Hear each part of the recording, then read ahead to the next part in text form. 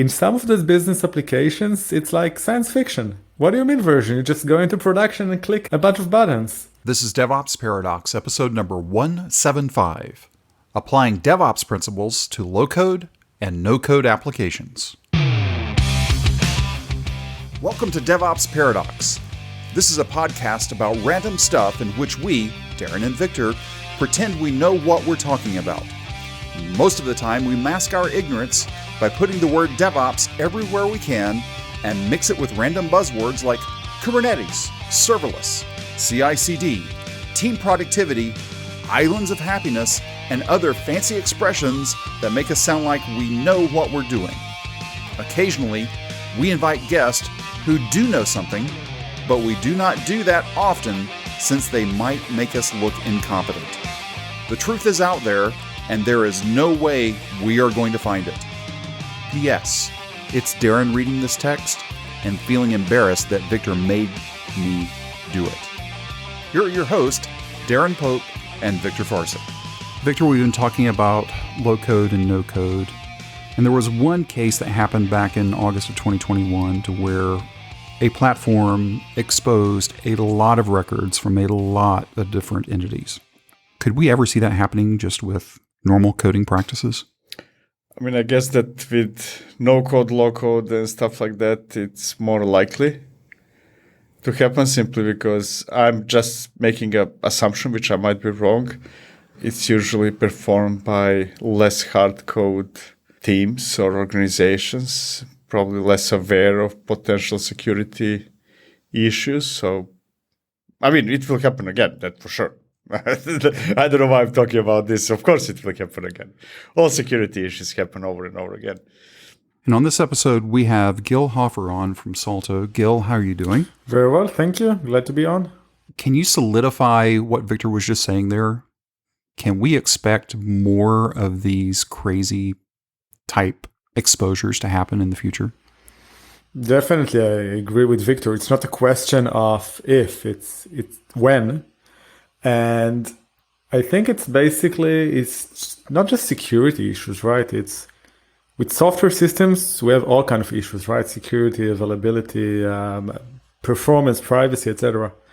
And the thing is that with no-code and low-code platforms, I think that over the next couple of years, we're going to see many more of these because, well, it took us like 60 years to create best practices for the way that we manage software systems to minimize those. We're still at the infancy of no-code, low-code, and we're not using all of these best practices. So expect for the wars. I'm guessing that compared to, I don't know, how would we call opposite of low-code, no-code? Code.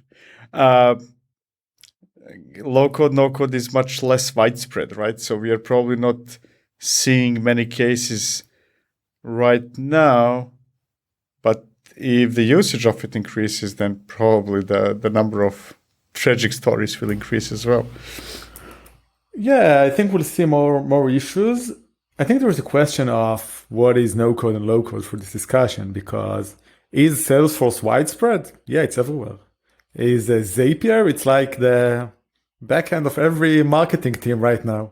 It is in many, many places. We're seeing more and more no-code or low-code developers. Now, it might sound like something that doesn't make sense, like a no-code developer, but they're developing solutions, right? They're just not doing it with code. They're doing it with clicks. We're seeing more and more of those, and they become more and more critical. And obviously, we'll see more and more problems. That's the reality. What I'm going to say might be silly because that's not my area of interest really or expertise, but I have a feeling that what we're seeing now, what we call low-code, no-code, is in a way empowerment of people to manage their apps instead of, Salesforce in the past was, and I might be wrong, right? Still in the hands of two people in a company managing everything and then everybody waiting for them to do something, right? Yeah, so I think it's partially empowerment, but in many cases we're seeing actually very large teams. And as part of our day-to-day in Salto, we're working with teams of many tens of Salesforce administrators or developers, even teams of 15, 20 Zendesk administrators in a single company, because eventually they're managing a very large scale of an operation. If they have tens of thousands of salespersons using this system, then there are a lot of change requests, a lot of things to be done, and a lot of things to coordinate. So those teams actually grow. And some of the basics that with software, with code, with DevOps seem obvious to us, like being able to version your changes. In some of those business applications, it's like science fiction. What do you mean version? You just go into production and click a bunch of buttons. And in reality, it leads to many problems that I think with software, we saw ways to deal with them being developed and evolved over the last 60, 70 years. And there we're still at very early stages.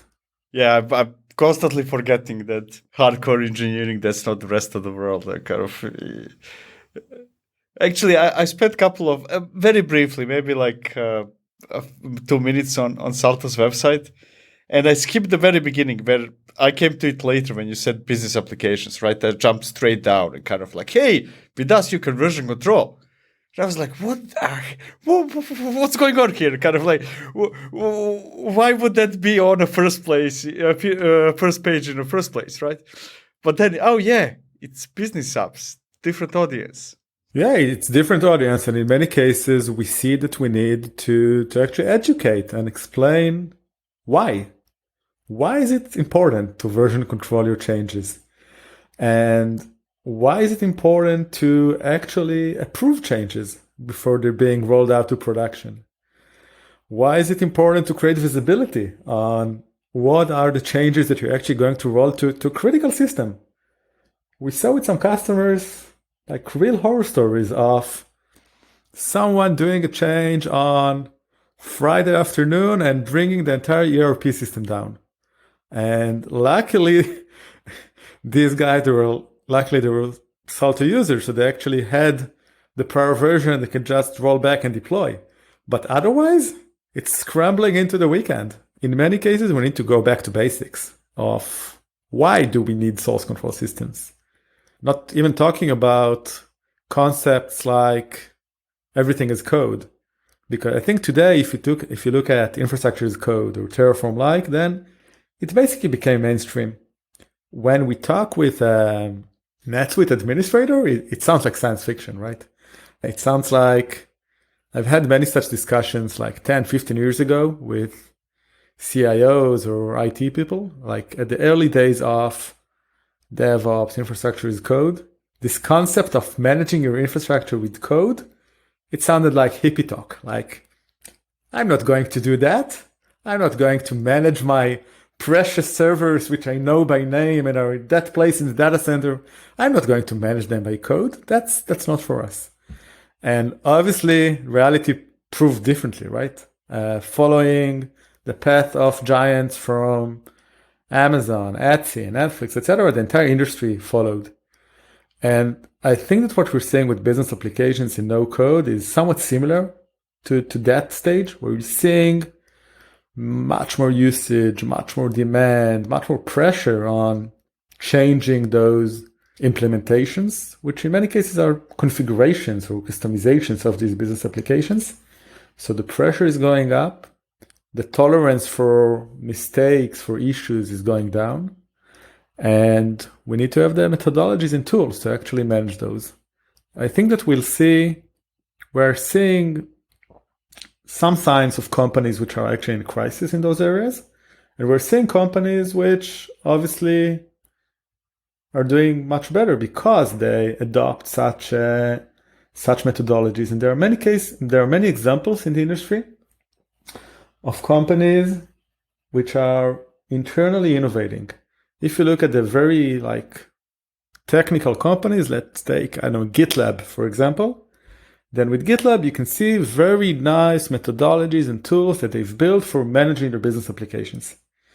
All of these are internally, right? There are not a lot of vendors who help with those, except maybe for us. But I think it's a good sign for the industry as where we're going to be in like 5 years, because these are the early adopters, innovators, the same revolution that Netflix, Amazon, Etsy started like 15 years ago with DevOps. We're starting to see those also with business applications.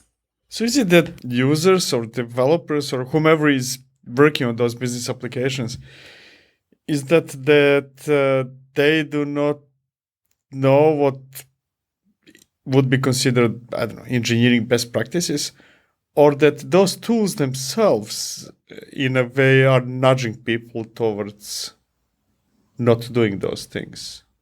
So I think it's a combination, and there are dependencies, and there's a very different level of support between the different tools. Because if you look at Salesforce, for example, then yeah, they have a lot of capabilities for actually enabling the users to work properly using engineering best practices. Very large part of the market is still not educated on these kind of concepts, and they don't really understand the benefits of continuous integration, of continuous delivery, of versioning. And some of these tools, if you look at state-of-the-art CI, CD, or the different Git providers, in many cases, they might be too technical for the type of users who manage a Salesforce instance. Then you need to have like more specialized interfaces. With some of the other tools, there's simply no way to actually do that. Now, let's take a nice example like Jira, because Jira is basically being used by everyone, including all DevOps. Stop. You said nice example. A good example. Then continue to Jira. It's a good example. So yeah, everyone likes to love Jira, yeah. right? Yeah. But if you look at the way that you actually customize Jira, then it's a bit absurd because it's all manual, usually go directly into production and like tons of clicks. You have no idea that you just changed something which actually broke something else. So it all feels very manual, like 30 years ago, with a tool which is actually at the center of many DevOps processes. So the contrast here is very, very clear. And there are actually zero tools by Atlassian themselves to do that. To be able and develop something in a sandbox, test it, and then deploy that to production. Or be able to version your changes, etc. And because some of the vendors did not really invest in those areas, it also leads to lack of awareness with the different users. Is a Jira administrator at a very technological company, is he aware of CI/CD, of Git? Of course he is. He's helping the entire company to solve these issues. But he's not applying the same principles when he does his own job when working on Jira.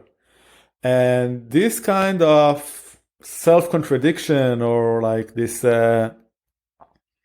it makes little sense, right? Because even with Jira, we're seeing at large companies, teams of 5 to 10 admins managing Jira. It means that they have a very large volume of tasks at their day-to-day, right? And they're busy and their backlog keeps on growing. We know of ways to actually becoming more efficient when doing such things. The entire industry spent 60 years developing these kind of best practices. Let's just make sure to use them. And yeah, we might need to change some concepts or adapt some concepts to have like a more suitable UX for these users who are maybe slightly less technical. And dealing with native Git might be a bit too much, so we might need to do some tweaks to the way that they actually consume these kind of concepts. But the overall ideas, they're basically the same because the problems are exactly the same, right?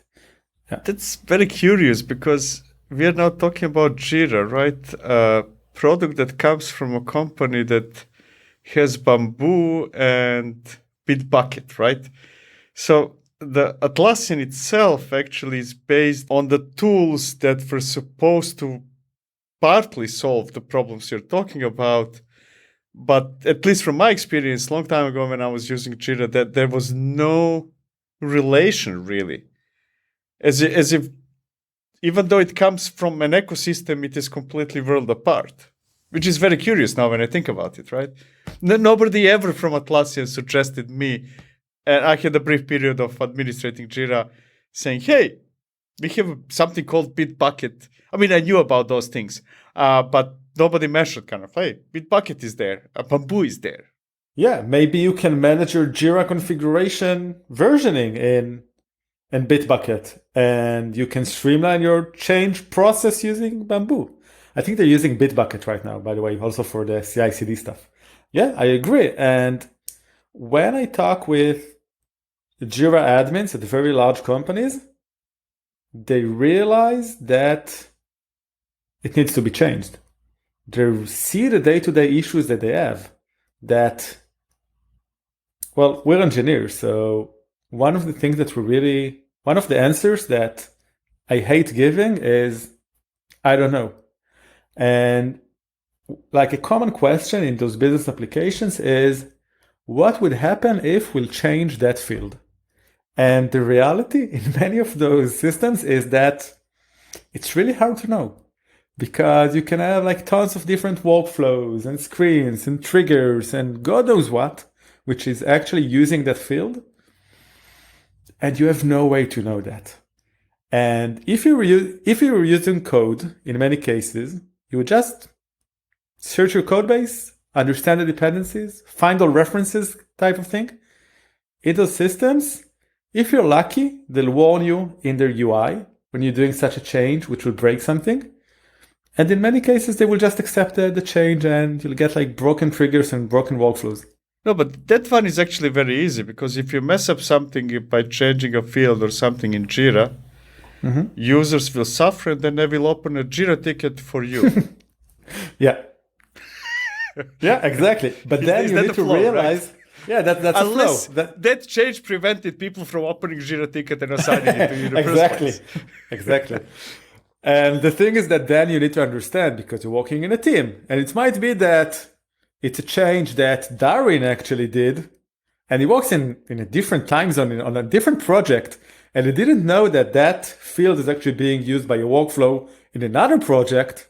Then good luck with actually figuring out what happened, because it's not that you have proper versioning which documents all the changes. Then you might need to go into the audit trails in Jira and hope that you'll find what exactly was changed. But you're basically firefighting instead of dealing with it in a scientific engineering way, right? Understand what was changed, why, by whom, and work on it like an engineer. And the realization that we're seeing is that those systems, they're as important as the product of those companies.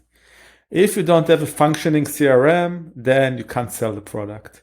If you don't have a functioning ERP, then you can't really get money or spend money. And if you don't have a functioning bug system, then you have hundreds and thousands of engineers basically costing a lot of money to the company instead of actually doing work. So these are all mission critical systems which needs to be treated at least at the same level that the product is actually being treated. And with the actual product, which is usually being developed using code, we have tons of best practices and tools. And this is the way to do something. You always use the source control, you use CI/CD, you have feature flags, monitoring, you have branch protection rules to make sure that every change is actually getting reviewed before it's getting released. You can easily roll back. There are tons of best practices that all have very good reasons. The same reasons apply there. We just need to do that. To me, that sounds as a similar type of problem as what we're hearing in legacy systems, right? And usually it boils down to, yeah, that would be nice to do, but the depth that we would need to pay to actually get that something to the level that whatever we are suggesting can be applied is just too high. And I'm now not talking about business type of applications, but legacy systems suffer from the same problem, and usually are very difficult because of the price you need to pay to actually get to a certain level. Would that be the case with business applications as well? Kind of how hard, ignoring now the experience, kind of like, let's say that I know perfectly well how to do CI/CD, GitOps, whatever, right? How hard would it be for me to start applying it? So I think it really depends on the business application, right? Most of the popular and modern ones, they do have very expensive, like very wide APIs for actually managing their configurations. So then theoretically, you can just use those APIs, right? Read the configuration, change it, deploy back. Obviously, reality is that it's not that easy.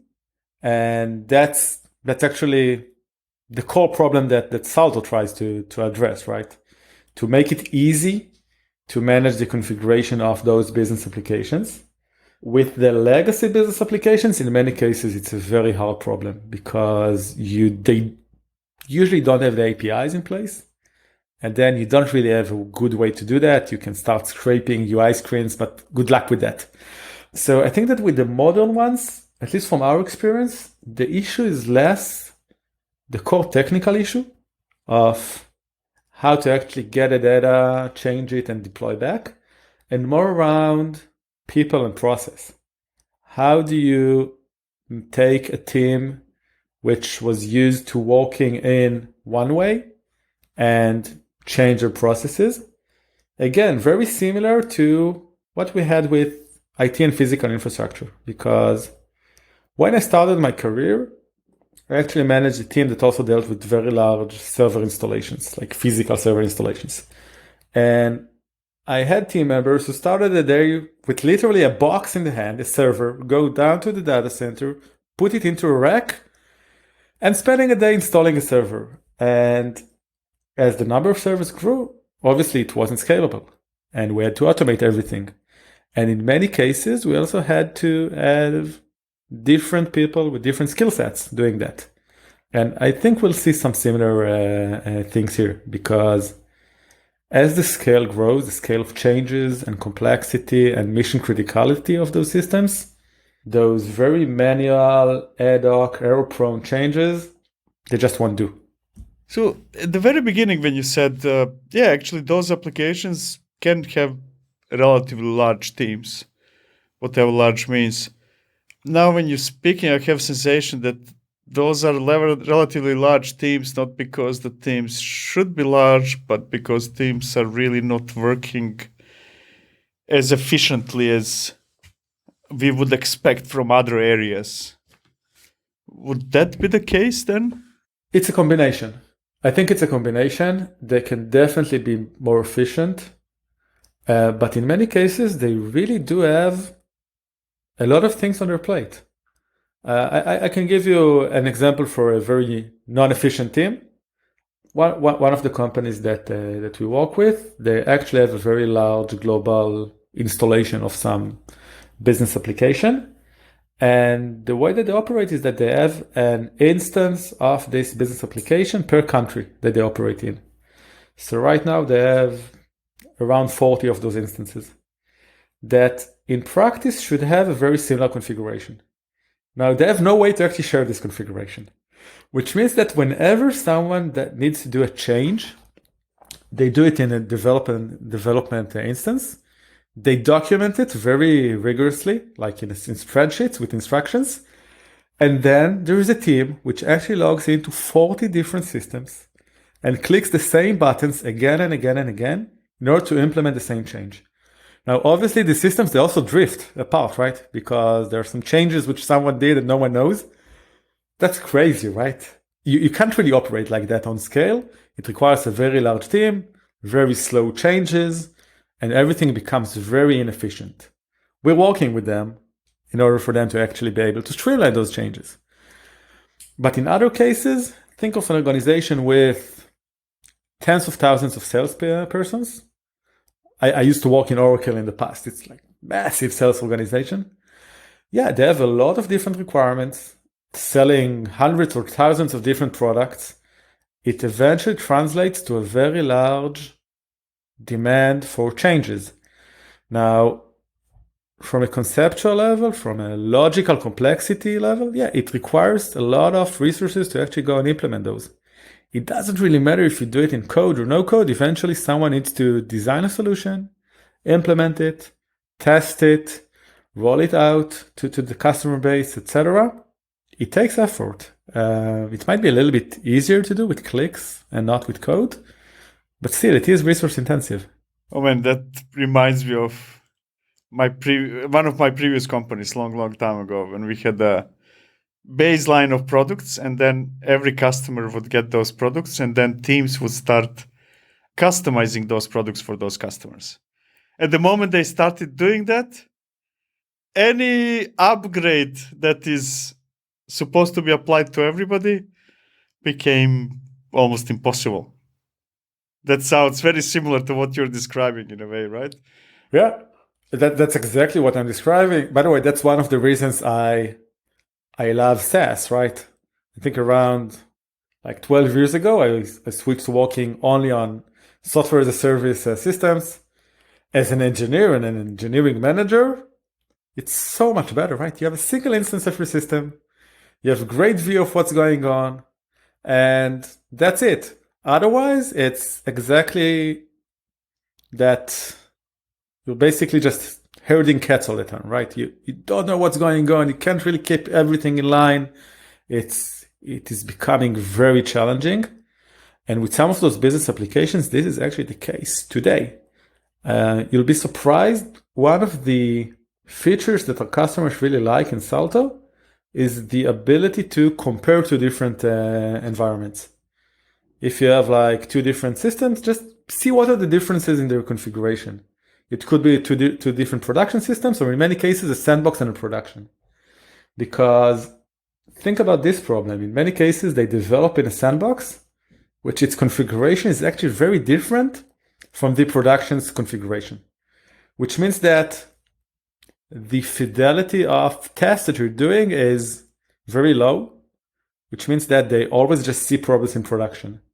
And then when you enable them to actually compare and see, well, these are the areas where your sandbox is different in your production, you can see their eyes lit up, basically, because now they understand what's going on. Now, these are things which in many cases, when you're talking about GitOps and everything is source code driven, the intent is always in code, these are things that we already forgot as software developers. That, because for us, we always have the state encoded in the code. We can always understand what is running right now in the system. We did it for code long time ago. We also did it for the configuration infrastructure over the past 10 or 15 years. If you go to Chef, Puppet, then Terraform, Ansible, Pulumi, whatever. For us, this is reality, right? And the fact that you have to guess what you have implemented, what are the changes, what are the differences between the different environments, even just that, giving them that visibility is for them an eye-opener and a game changer. So again, very similar problems, much earlier in the game. So if you had to compare some of the systems that you integrate with today, those being Stripe, Zendesk, Salesforce, NetSuite, handful of others, which one do you think, from your perspective as the person interacting with these systems, which one do you think has it the best today? Salesforce, no doubt about it. Is it just because they've been around for so long and they were they always had that customization? I don't even remember what the language is called. I just remember it was a string name, sort of based on Java. Yeah. Apex. Apex. Yeah. What is ABAP then? No, ABAP is SAP something. Yes, true. Yeah. Okay. So Salesforce, you think, has got it the best of anyone that's out there from a business application perspective. Yeah, definitely. And by the way, it's interesting because if you compare, for example, Salesforce to NetSuite, not a lot know that, but NetSuite were actually a year before them. And they're as customizable as them. But it might be the scale, it might be the state of mind. They do have some tools, but it's not on the same level that Salesforce has it. It comes from a very robust API that Salesforce has. They have a metadata API that you can actually query the system on its own metadata. And they have all kinds of tools around those. Obviously, it's not perfect, which led to some additional investment from Salesforce themselves. For example, they just released a beta of their DevOps center just a month ago. So they keep on investing in those areas. And specifically for DevOps, for Salesforce, there's a very large ecosystem with many different players. There's actually a Salesforce DevOps.net or .org, which actually deals with that. So DevOps with Salesforce is relatively very advanced compared to all the others. With NetSuite, there are some tools that NetSuite are releasing. With the others, there's nothing really. If I look at Zendesk, Jira, Zuora, Stripe, there really is nothing. And what we're seeing is that in many cases, there are all kinds of pockets with those other business applications of organizations which started developing their own solutions for, let's say, Zendesk or Jira, etc. And when we talk to them, they are actually mad at the vendors because they say, well, if you're doing that, how come Zendesk are not doing that? How come Atlassian are not doing that? We need this kind of solution. We need this kind of control. It's a critical business system for us. If Zendesk is down for an organization, they cannot communicate with their customer base in many cases. Customers cannot open support tickets. That's like a really critical system. And in many cases, you'll be amazed by how easy it is to break the configuration of those systems. A very innocent mistake of just flipping the order of 2 triggers can lead to a mess. And we're working with organizations where you wouldn't be able to guess how many triggers they have in their Zendesk account. It's in the around 4,000 of those, where the order of those triggers is actually very important. Now think about managing it in a UI with pagination. It's like you're going to war with stick and stones, right? It makes no sense. So with some of those, they're still at very primitive early stages, and it will change because it has to. The current state it's not sustainable the way that it works. And if those vendors decide not to change, are there new players coming in that are going that more API first, sort of like Salesforce has always had, right? Going back all the years.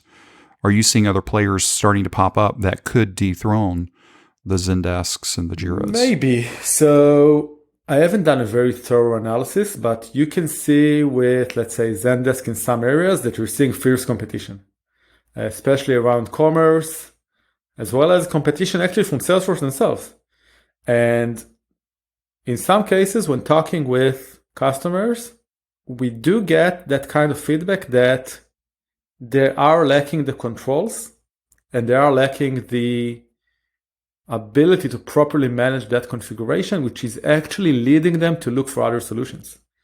I think that when we get to a steady state eventually, the winners will be the ones which actually provide the right level of controls. And by the way, one topic which I haven't mentioned, but is becoming more and more important for many companies, is actually the fact that they need these controls also for compliance reasons. Because many of those, mostly public companies, they need to show that they follow strict controls for SOX, right? For Sarbanes-Oxley. And some of these tools make it very hard for them, meaning that they need to spend a lot of time basically manually documenting all the changes that they do, etc. And in many conversations that we had, it is becoming basically a deal breaker for them because they need, from a regulatory perspective and from compliance perspective, to be able to do that. So there are some new players in the market which are API first. If you look at, let's compare Stripe, for example, to some of the older generation payment providers, then it is much easier to manage Stripe using APIs and code. Or a developer first company. And I think it's quite clear that the traction in the market is going towards these kind of companies. Same goes with the ERP world, right? It goes hand in hand with the move to the cloud, right? Because you move to the cloud, you're losing some control because originally you had it on-prem. So you need to get that control back. So that's another side to look at it. To me, that's so strange. Let me see whether I understood right. Basically, the most advanced or the most Salesforce is at the same time one of the oldest products in the area, right? And to me, that's so strange because for the rest of the systems that we do, usually the rule is the other way around, right? The older something is, the further away it is from today's best practices, right? Without naming now the names, right? Mm-hmm. So that's curious. Yeah, I agree. And that, kudos to Salesforce, by the way, because you're keeping up. Yeah, it's really kudos to them. And I'm not sure if it's just, let's take a look at Microsoft for a second, right? They've been around forever. And a lot of this is in the state of mind of the company, because I think you can easily track also with Microsoft.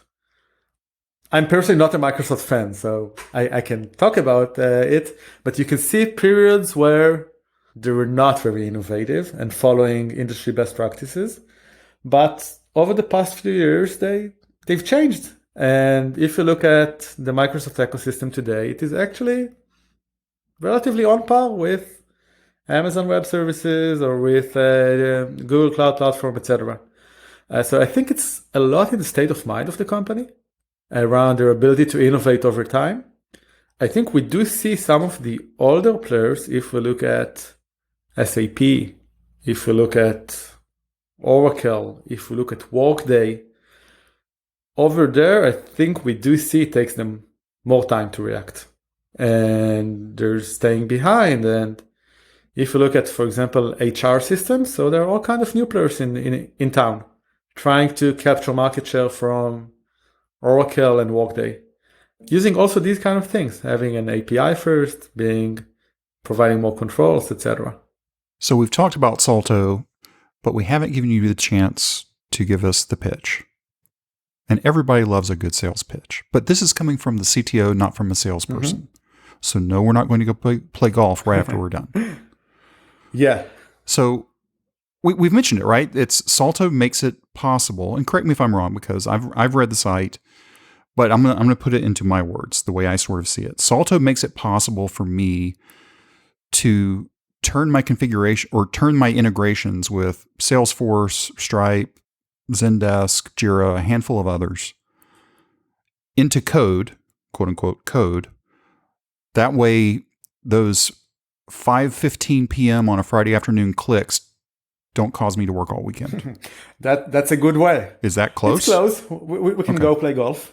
But I think that for this crowd, which is highly technical DevOps, the easiest way to think of Salto from a technical perspective, think of it as Terraform or Terraform-like for the configuration of business applications, with a major difference where Terraform usually assumes the immutability of the configuration, meaning that you should do all changes in code and then apply them to your cloud resources.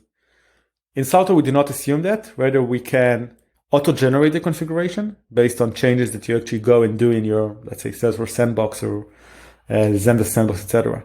So at the base of it is actually a new language that we've created, which we call NACL, NACL, which stands for not another configuration language, and just happens to be the chemical formula for salt. And this language, it's a dialect of HCL, so same language which Terraform is using. And we can auto-generate those knuckle files out of the configuration of those business applications. Then we integrate with Git in order to enable GitOps. So for example, you can change something in a sandbox, fetch it into Salto, create a feature branch, run a review, merge that pull request, and automatically deploy those changes into your UAT or production. So really streamlining those kind of changes with all kinds of added benefits, which at the beginning we haven't really thought about them but just the ability to search the configuration actually gives a lot of value, because that configuration can be huge. We're surprised by the size of that configuration. It's actually code in the hundreds, if not thousands of megabytes of code, to give you a good feeling of the complexity of what is actually being managed behind all of those GUIs.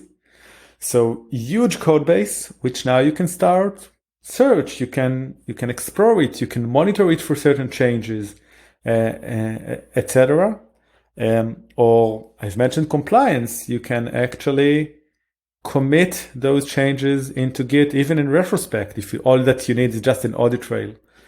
So that's what Salto is all about. And an interesting approach that we took is that all of our core technology, which is the language definitions, the core engine, the adapters which connect us to different business applications, it's actually all open sourced. We released it all on GitHub. And we have a commercial offering, which is a SaaS, which is utilizing those behind the scenes and is a managed service. And the reason that we did it and released it all as an open source project is it goes to our deep belief that this is, in order for it to get accepted, it needs to be basically a standardized way to operate. And in these days, in order for something to get standardized, it has to be open.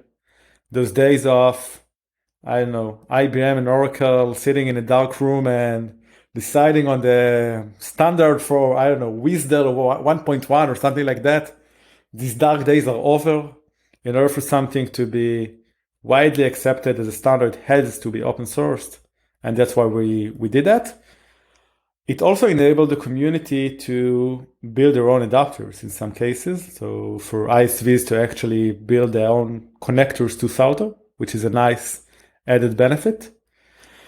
That was the pitch from the CTO, which means that I didn't mention use cases or customers, etc., rather what it actually does. Out of curiosity, does it work more like Terraform in terms that you have the full specification of something, more like database schemas that I'm getting the differences? So it works like it works like Terraform basically. It's a declarative language, so we read everything and we basically diff it. And because the configuration size is actually very large, that's a key difference from Terraform, that where you won't have 3 gigabytes of Terraform code, but you will have such a representation for your Salesforce configuration. So we actually had to do a lot of relatively hardcore optimizations and caching and indices in order for it to work. It's all declarative and we calculate those diffs, but the actual semantics is very similar to Terraform. So you can preview, it's like a deploy plan, and you can apply it. There's a state file, again, very similar to the way the Terraform works. And just everything is altered to work well with business applications and not with infrastructure. So all of Gil's information is down in the show notes. Gil, thanks for being with us today. Thank you very much, Darian and Victor. It was a pleasure. We hope this episode was helpful to you. If you want to discuss it or ask a question, please reach out to us. Our contact information and a link to the Slack workspace are at devopsparadox.com/contact. If you subscribe through Apple Podcast, be sure to leave us a review there. That helps other people discover this podcast.